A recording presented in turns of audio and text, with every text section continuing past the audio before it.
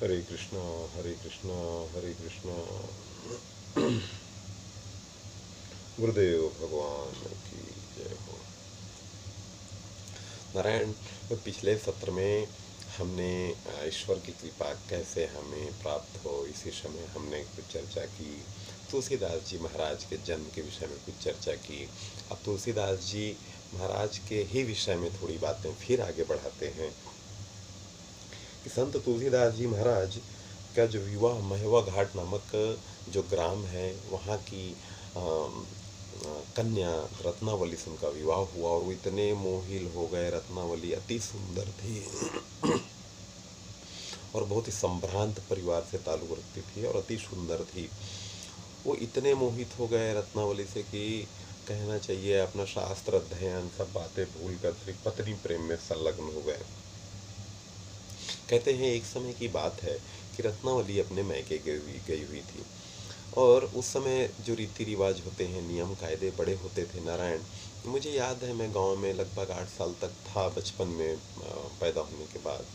तो गांव में तब इतने रूल रेगुलेशंस, पर्दा प्रथा और सब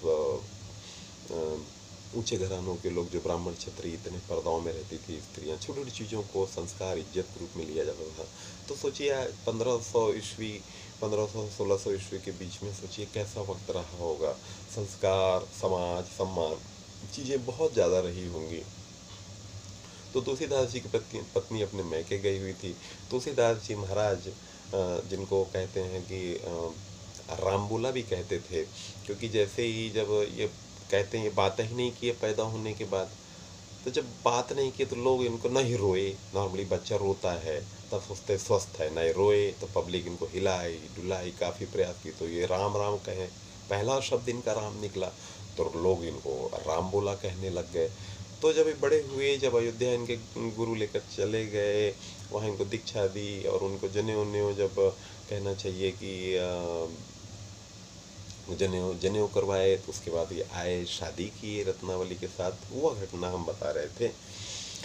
तो शादी ब्याह हुई तो ये देखिए कि इतने साल गुरु के साथ रहने के बाद भी यह संसार की माया कितनी प्रबल होती है। नारायण, यह शिक्षा लेने वाली बात है कि इतने साल गुरुदेव के साथ रहने के बाद भी माया जकड़ ली।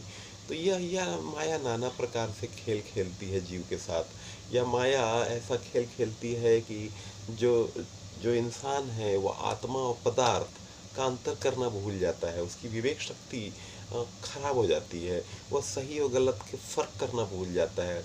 वह सिर्फ संसार से एक गोंद के समान चिपका चिपका जी के एक दिन मर जाता है। तो हमारे जैसे इंसानों की क्या हालत होगी जब संत तुलसीदास जिन्हें प्रभु श्री रामचंद्र जी साक्षात दर्शन दिए, उनका जो प्रारंभिक जीवन ऐसा था, आसक्ति से भरा हुआ।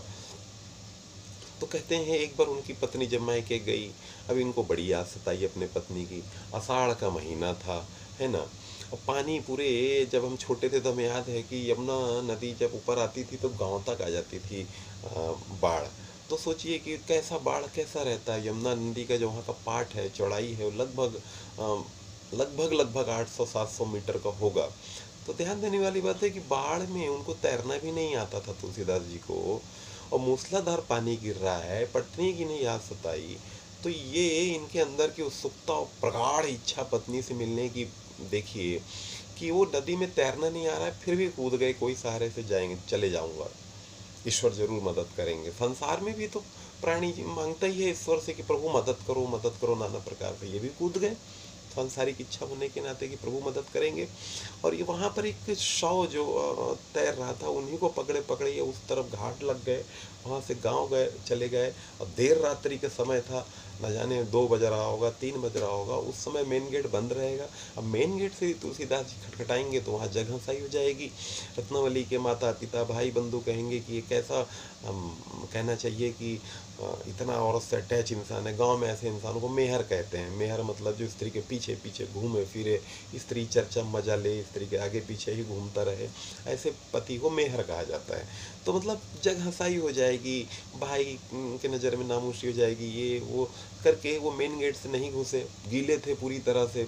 तो वो देखे खिड़की तरफ से घुसने के लिए शायद छज्जा वज्जा कूद काद के और खिड़की से घुस जाऊंगा, खटखटाने से खोल देगी पत्नी दरवाज़ा। तो जब चढ़ रहे थे तो कुछ सहारा नहीं चढ़ने का, तो रात का वक्त था, सांप लटक रहा था वहाँ पर, तो ये सांप को ही रस्सी समझ लिए और इतने प्रेम में विहल थे कि वो सांप को ही रस्सी समझ के ही चढ़ गए। ताजुब की बात है। और ऊपर चढ़कर नारायण पत्नी को रूम का दरवाजा खटखटाए, पत्नी खोली, वो देख के पत्नी मारे शर्म शर्म पानी हो गई कि हे राम, ऐसे पानी में आप कैसे पहुँचे, ठीक तो हो, ये वो। पहले तो पत्नी धर्म निभाई, फिर यह गिड़गिड़ाने लगे कि प्रेम अपने, मैं तुम्हारे बिना रह नहीं सकता और मुझे तुम्हारी याद आई, घर में नींद नहीं आ रही थी, अकेले पड़े पड़े तो मैं तुमसे मिलने के लिए आया हूँ, ऐसा करके। तो वह इतनी क्रोधित हो गई क्योंकि उस समय समाज ऐसा था, इनको धिक्कारने लगी कि आप कैसे पुरुष हो, एक पत्नी के आने से आप ऐसा चोरी से आए हो, यदि भैया को कल सुबह पता चलेगा तो क्या होगा, कैसा होगा। क्योंकि तब का समाज का आप एज्यूम करिए कि कितनी सभ्य रही होगी, कि ये चीज़ों को कितनी बड़ी माना जाता था उन दिनों।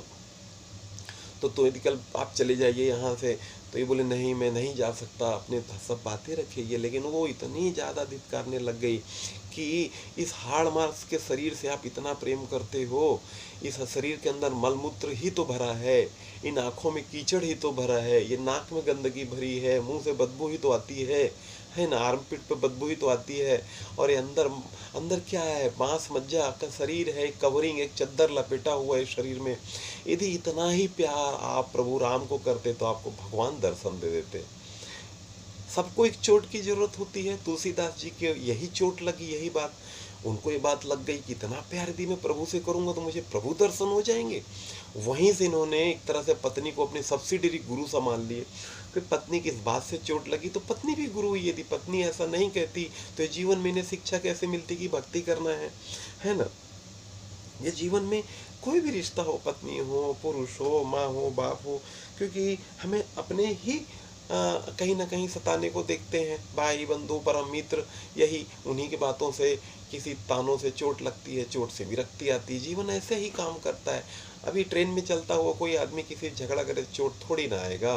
तो नारायण चोट इन्हीं बातों से आती। प्रभु इसकी व्यवस्था करते हैं कि पैसा कम है या पैसे, पति पत्नी के पास पैसा बहुत है तो बच्चा कुछ लंगड़ा पैदा हो गया, कुछ ये वो, उनका नमक मिर्ची मसाला ऐसा रहता है कि जीवन में ये न के प्रकारेण या भक्त या जीव मेरी तरफ नजर उठाए, क्योंकि ये सर उधर की ये संसार को देख रहा है, ये सर मेरे तरफ करे। ऐसी व्यवस्था प्रभु करना शुरू करते हैं। और ये कष्ट जीवन में जब भी आते हैं, चाहे किसी भी प्रकार का कष्ट हो, इसको वास्तव में ये बहुत बड़ी कृपा है प्रभु की। क्योंकि कष्ट नहीं आएगा तो जीवन में विरक्ति नहीं आएगी। कष्ट होने से ही विवेक जागता है, विवेक जागने से ही आप अच्छे और बुरे की पहचान कर सकते हो, जिसको सामाजिक दृष्टि में मैच्योरिटी कहते हैं, भक्त की दृष्टि से भक्ति की ओर जाना कहते हैं।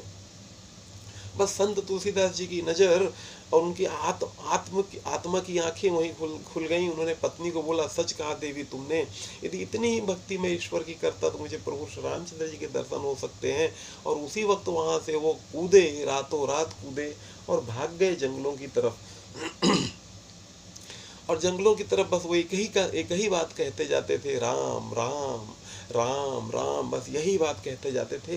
अब देखिए उनका कंसंट्रेशन की एक ही बात से जाग गए।